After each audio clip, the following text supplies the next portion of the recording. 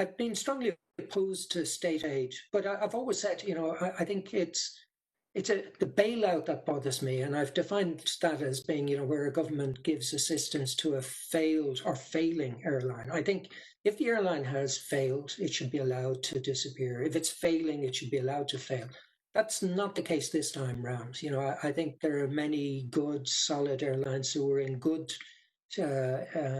strength and in a good position before this crisis, and therefore it's not wrong that governments look to provide support in that case.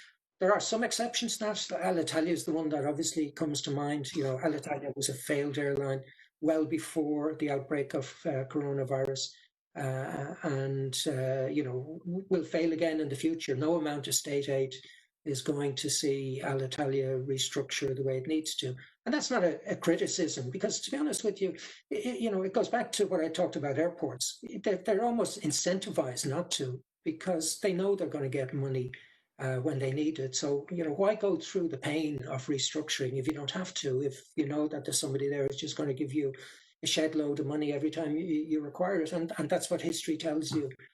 So I can understand, if you keep rewarding the same behavior, you're going to get the same behavior. But in the main, I've no issue. You look at the likes of Lufthansa, a very well-run airline doing all the right things before coronavirus.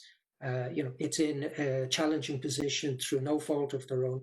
And in the circumstances, I don't have a major objection, particularly when the aid that they've received is principally in the form of debt that will have to be repaid.